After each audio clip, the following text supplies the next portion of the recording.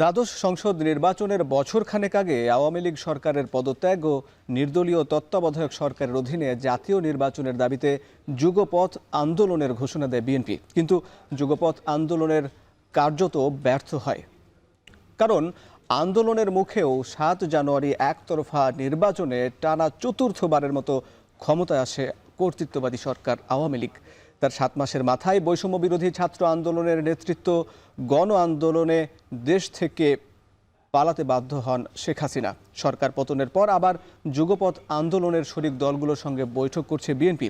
আওয়ামী লীগ ছাড়া নির্বাচনী মাঠে যুগপথ আন্দোলনের প্রয়োজনীয়তা কি, এ নিয়ে ভোটের ট্রেনের ৩১তম পর্ব, সঙ্গে আছি আমি হাসিব বিল্লাহ।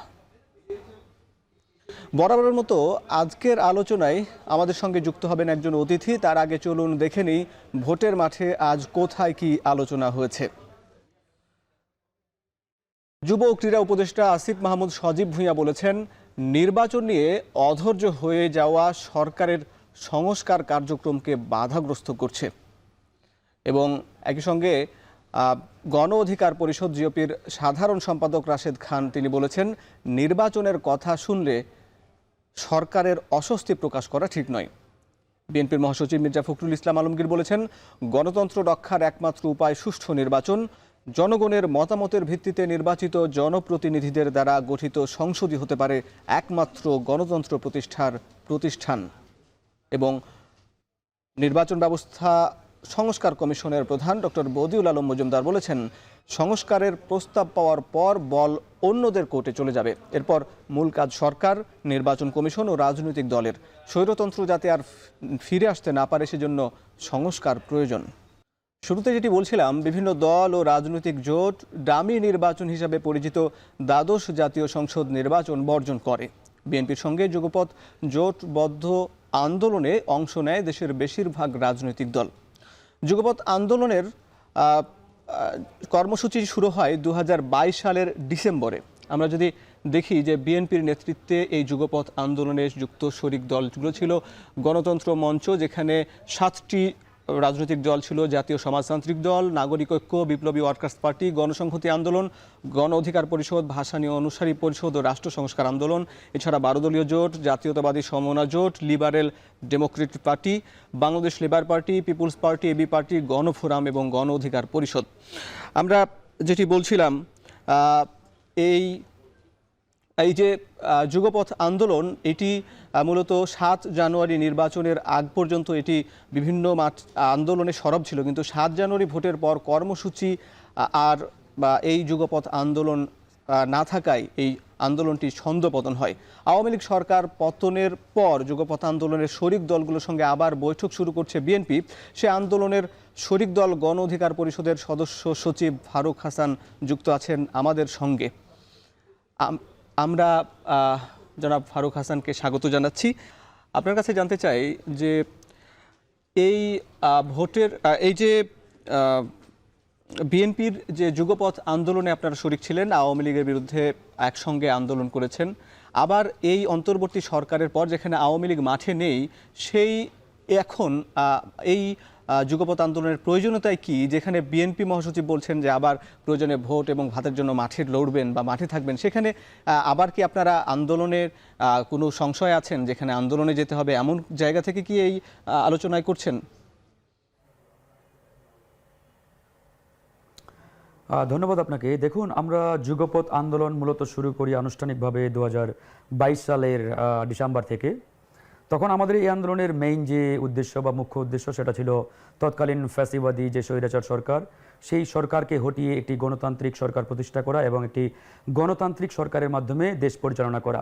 সেই উদ্দেশ্যকে সামনে রেখেই আমরা কিন্তু প্রায় দেশের অধিকাংশ রাজনৈতিক দল একসাথে আমরা যুগপথ আন্দোলনে অংশগ্রহণ করি এবং আন্দোলন চালিয়ে যাই। আন্দোলনে ধারাবাহিকভাবে আমরা সেই আন্দোলনকে ২০২৪ সাল পর্যন্ত কন্টিনিউ করি। তারপরে যে পতিত ফ্যাসিস্ট স্বৈরাচার, তারা বিগত যে ৭ই জানুয়ারি নির্বাচন, একতরফা নির্বাচন, সেই নির্বাচন এক প্রকারের গায়ের জোরে তারা করে ফেলে। তো সেই নির্বাচন করার পরে আমরা যথাসাধ্য চেষ্টা করেছি সেই নির্বাচনকে প্রতিহত করার জন্য, সেই নির্বাচনকে আটকানোর জন্য। কিন্তু আমাদের সেই আন্দোলনের সবচাইতে বড় অ্যাচিভমেন্ট যদি বলেন, অর্জন বলেন, সেটা হচ্ছে আমরা 99% মানুষকে ভোট কেন্দ্র থেকে বিরত রাখতে পেরেছি। আপনারা জানেন যে বিগত 7ই জানুয়ারি যে একতরফা নির্বাচন, সেই নির্বাচনে বাংলাদেশের অধিকাংশ নয়, বাংলাদেশের মানে মেজরিটি পার্সেন্ট 98% মানুষ কিন্তু ভোট কেন্দ্রে যায় নাই এবং তাদের ভোটাধিকার প্রয়োগ করে নাই। এটা কিন্তু সবচেয়ে বড় একটা অ্যাচিভমেন্ট আমাদের। এবং মানে যেটাকে আমরা বলি যে মানুষের যে সুপ্ত যে প্রতিবাদ, সেই প্রতিবাদ কিন্তু তারা সেই ভোট কেন্দ্রে না যাওয়ার মাধ্যমে প্রকাশ করেছে এবং সেটা দেখিয়ে দিয়েছে। তারপরে তারা একতরফা নির্বাচন তাদের মতো করে ফেলেছে, যে নির্বাচনের কোনো আন্তর্জাতিক বলেন, দেশীয় বলেন, কোনো ভ্যালিডিটি কিংবা বৈধতা ছিল না। দেখেন, কোনো ইন্টারন্যাশনাল কমিউনিটি, কোনো দেশ কিংবা কোনো প্রতিষ্ঠান কিন্তু সেই বিগত 7ই জানুয়ারি নির্বাচনকে বৈধতা দেয় নাই। এরপরে আমরা আবারও আন্দোলন শুরু করি এবং এই আন্দোলনের এক পর্যায়ে আমাদের একটা ছাত্র আন্দোলন গড়ে ওঠে কোটা সংস্কারকে কেন্দ্র করে। এই আন্দোলন যখন তীব্র থেকে তীব্রতর হচ্ছে, তখন কিন্তু এই আন্দোলনে আমরা প্রত্যেকটি রাজনৈতিক দল সক্রিয়ভাবে অংশগ্রহণ করি এবং এই আন্দোলনে আমরা সামনে রাখি ছাত্রদের। কারণ আমরা জানতাম যে এই আন্দোলন যদি রাজনৈতিক কালার দেওয়া হয়, তাহলে রাজনৈতিক নেতৃবৃন্দকে প্রতিহত করা এই সরকারের জন্য অনেক সহজ হয়ে যায়। তারা ট্যাগ দিয়ে এই আন্দোলনকে খুব সহজে দমিয়ে দেবে কিংবা এই আন্দোলনকে মানে তারা ভিন্ন দিকে নিয়ে যাবে। এই জন্য আমরা কৌশলগত কারণে আমাদের ছাত্র প্রতিনিধি যারা বা ছাত্র নেতৃত্ব ছিল তথা বৈষম্য বিরোধী ছাত্র আন্দোলন, তাদেরকে আমরা লিডিংয়ে রাখি, তাদেরকে আমরা সামনে এগিয়ে দিই এবং এই আন্দোলনে আমরা সবাই ছিলাম এবং প্রত্যক্ষভাবে অংশগ্রহণ এই আন্দোলনে করেছি। রাজনৈতিক দল, সামাজিক সংগঠন, কৃষক, শ্রমিক, ছাত্র, জনতা সবার মানে অংশগ্রহণে এই বিপ্লব কিন্তু আমরা করেছি। এই বিপ্লবের মাধ্যমে পতিত ফ্যাসিস্ট স্বৈরাচারকে আমরা বাংলাদেশ থেকে বিতাড়িত করেছি, উৎখাত করেছি।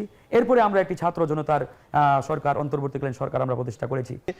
আপনারা সবাই মিলে আন্দোলন করলেন এবং একই সঙ্গে শেখ হাসিনা পালিয়ে গেলেন।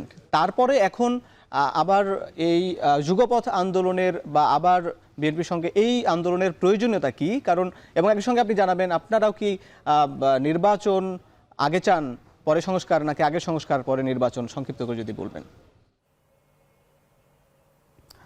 হ্যাঁ, আমরা যেটি বলছি যে দেখুন, আমাদের যে লড়াই, সেই লড়াইটা কেন বা কিসের ভিত্তিতে বা কি কারণে?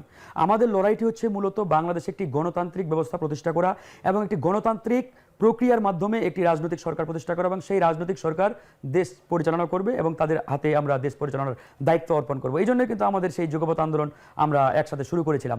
এখন আমরা পতিত স্বৈরাচারকে বাংলাদেশ থেকে বিতাড়িত করেছি, কিন্তু বাস্তবিক অর্থে আমরা পরিপূর্ণ যে স্বাধীনতা, সেই স্বাধীনতা কিন্তু এখনো পাই নাই। আপনি আজকে দেখেন, আপনি ডানে তাকালেও স্বৈরাচারের দোসররা মানে ঘুরে বেড়াচ্ছে, বামে তাকালে দেখবেন যে বিভিন্ন চেয়ারে তাদেরকে প্রমোশন দেওয়া হচ্ছে, নানান চেয়ারে তারা বসা এবং চতুর্দিকে তাদের যে এখন একটা মহা সমারোহ, এটা দেখে কিন্তু আমরা আতঙ্কিত এবং অনেকটাই আমরা মানে টেনশনে এখন মানে আমাদের সময় যাচ্ছে যে স্বৈরাচারের দোসররা এখন নানাভাবে নানা কায়দায় তারা বাংলাদেশে ছড়িয়ে ছিটিয়ে যারা ছিল তারা এখন দিন দিন সংঘবদ্ধ হচ্ছে, শক্তিশালী হচ্ছে এবং তারা এই দেশকে মানে একটা আনস্টেবল পরিস্থিতিতে ফেলার জন্য তারা কিন্তু চেষ্টা অব্যাহত রেখেছে। এই জন্য আমরা মনে করি যে আমরা যারা যুগপৎ আন্দোলন করেছিলাম একসাথে, আমাদের এই লড়াইটা এখনো শেষ হয় নাই।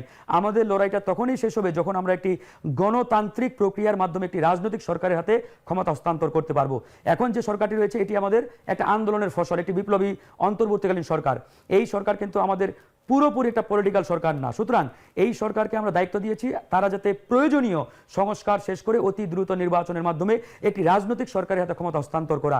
এই যে রাজনৈতিক সরকারের কাছে ক্ষমতা হস্তান্তর করা, এই রাজনৈতিক সরকারের হাতে ক্ষমতা হস্তান্তর করার আগ পর্যন্ত আমাদের যে মানে ঐক্য বা বন্ধন, যে টিমটি আমরা একসাথে আন্দোলন সংগ্রাম করেছি যুগপৎ আন্দোলন, আমাদের এই লড়াইটা আমরা মনে করি চালিয়ে যাওয়া দরকার। কারণ আমরা যদি এখন স্থগিত হয়ে যাই বা অফ হয়ে যাই বা নিভিয়ে যায় আমাদের আলোটা, তাহলে দেখবেন এই পতিত স্বৈরাচারের দোসররা নানাভাবে এই দেশকে বেকায়দায় ফেলবে, এই দেশকে একটা আনস্টেবল সিচুয়েশনের মধ্যে ফেলে দিয়ে একটা অরাজক পরিস্থিতি তৈরি করবে।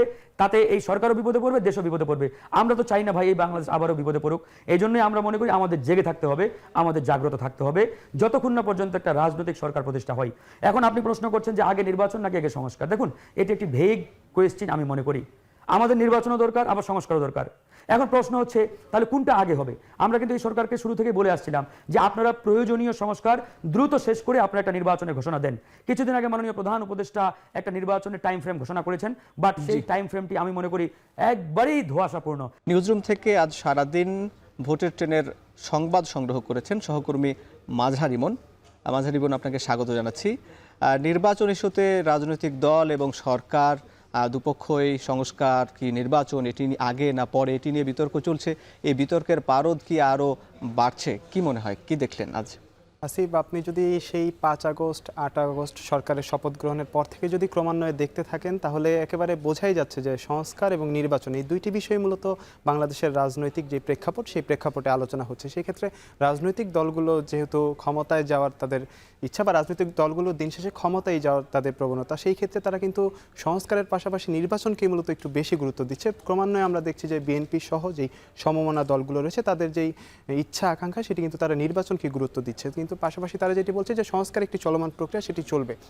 আমরা যদি দেখতে চাই, বিএনপি যেহেতু এখন মাঠের অত্যন্ত বড় একটি রাজনৈতিক দল বিএনপি, এবং এর দায়িত্ব নিয়েই মূলত তারা বিভিন্ন যেই ছোটোখাটো যেই সমস্ত রাজনৈতিক দলগুলো রয়েছে, সকলকে তারা একত্রিত করে তাদের যেই দাবি বা তাদের যে ইচ্ছা আকাঙ্ক্ষা, সেটি হচ্ছে নির্বাচন, সেটিকে তারা গুরুত্ব দিচ্ছেন। আর সংস্কারের বিষয়টিও কিন্তু তারা বলছেন যে এটি একটি চলমান প্রক্রিয়া। এখানে যদি সরকারের পক্ষ থেকে আমরা দেখছি যে বারবার সরকারের পক্ষ থেকেও বলা হচ্ছে, এবং প্রধান উপদেষ্টা কিন্তু নির্বাচনের একটি টাইম ফ্রেম বা একটি সময়সীমা বলে দিয়েছেন, কিন্তু সেই ক্ষেত্রেও কিন্তু আমরা দেখছি বিএনপি আসলে তাদের যেই সন্তুষ্টর যে জায়গা, সেটি তারা এখনও কিন্তু বাস্তব কেন সন্তুষ্ট নয়?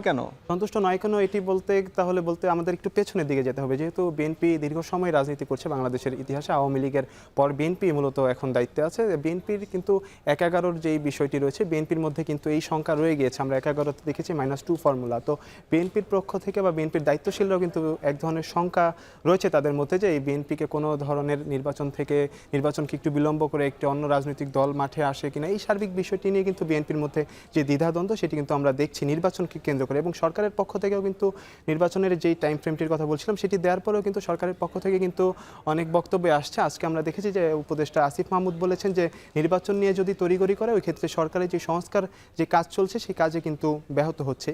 এরকম কিন্তু দৈনিক বিভিন্ন বক্তব্য আসছে সরকারের পক্ষ থেকে। সেই পক্ষের বক্তব্য এবং রাজনৈতিক দল হিসেবে বিএনপির অবস্থান, সব মিলে এক ধরনের একটি অনিশ্চয়তা বা যেই এক ধরনের বিতর্ক চলছে সরকার এবং রাজনৈতিক দলের মধ্যে, সেটি কিন্তু দিন যত যাচ্ছে, সেটি বিএনপি, জামাত সহ বিরোধী দল যে সমস্ত দলগুলো রয়েছে, সকলের মধ্যেই কিন্তু দ্বিধাদ্বন্দ্ব বাড়ছে আর কি। ধন্যবাদ মাঝার ইমন।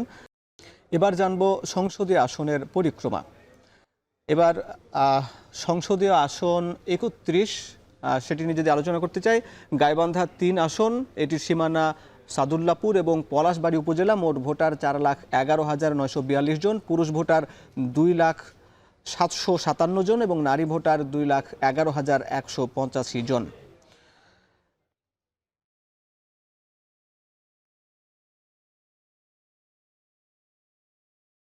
এই ছিল আজকের ভোটের ট্রেনের পর্ব। শুভকামনা সবাইকে।